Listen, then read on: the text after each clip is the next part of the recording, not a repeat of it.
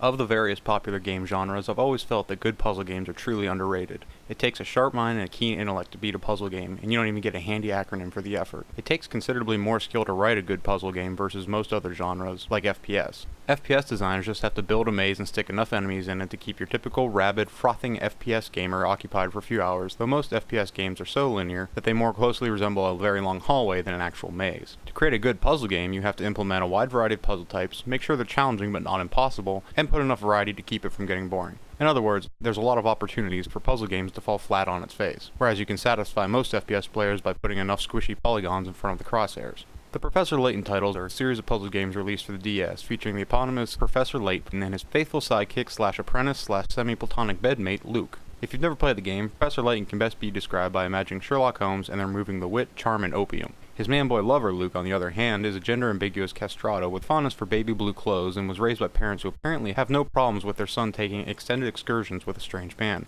I can appreciate that game designers can't hope to eliminate every childish innuendo that perverts like me can extract from even the most innocent of situations, but seriously, partnering an eccentric older man with a young effeminate boy? In what first world society does that not raise some eyebrows? Then again, Level 5 is based in Japan, where people can buy schoolgirls' panties from street-side vending machines, so maybe this sort of thing is standard operating procedure.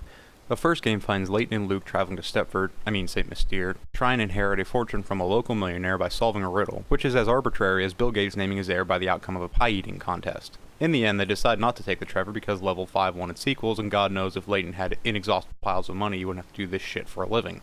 The second game follows the trail of a diabolical box which kills anyone who opens it, which seems to resemble other magical boxes owned by, say, Pandora or Moses. In the end, Luke saves the day by using his powerful lungs and his purty mouth to blow like he's never blown before.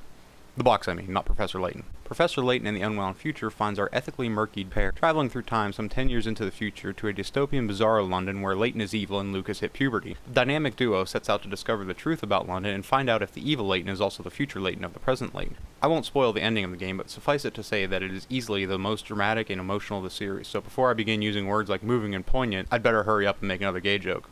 More like Professor Layton in the Bi-Curious Village. Heyo! If it sounds like I'm being overly critical of the Professor Layton storyline, let me make it clear the stories are actually quite good, and compared to most other video games, they're Oscar-worthy even if they do have a tendency to borrow from other scripts.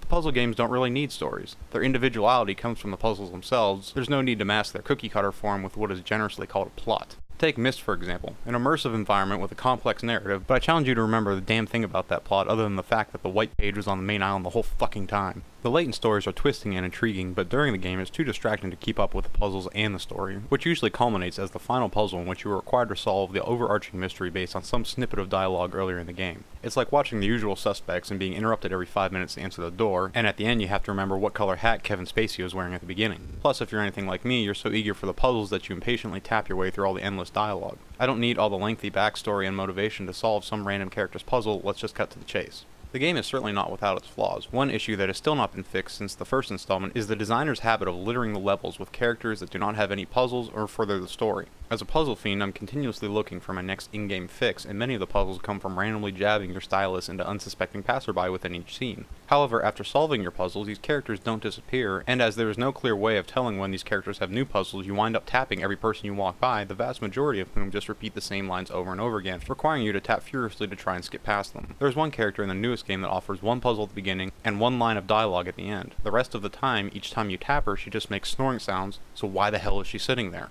Something also needs to be done about the hints. Each puzzle has 3 regular hints, and all the hints are written by the same 3 people. The first hint is always written by Captain Obvious, the second by Petty Officer Subtlety, and the third by Lord Baron Von Giveaway. The first hint is always something useless, and the third hint practically solves the puzzle for you. The only worthwhile hint is the second one, but you must purchase the first hint before buying the second one. It eventually got to the point where I'd go to a walkthrough and read the second hint, and then just buy the first hint in the game so I'd lose a hint coin and wouldn't feel like I was cheating. There's also a super hint, but if you really need more than the first 3, I would have a CAT scan performed to see if you may have misplaced any significant portions of your brain. Despite its shortcomings, you could certainly do a lot worse. For the $35 it cost, I got nearly 19 hours of gameplay out of it, compared to the 7 or 8 hours I get out of some $60 games. The puzzles can feel a bit repetitive, specifically the 10 or so puzzles that are solved by flipping 6s into 9s, but it can be ultimately forgiven with the otherwise excellent puzzle and quality story.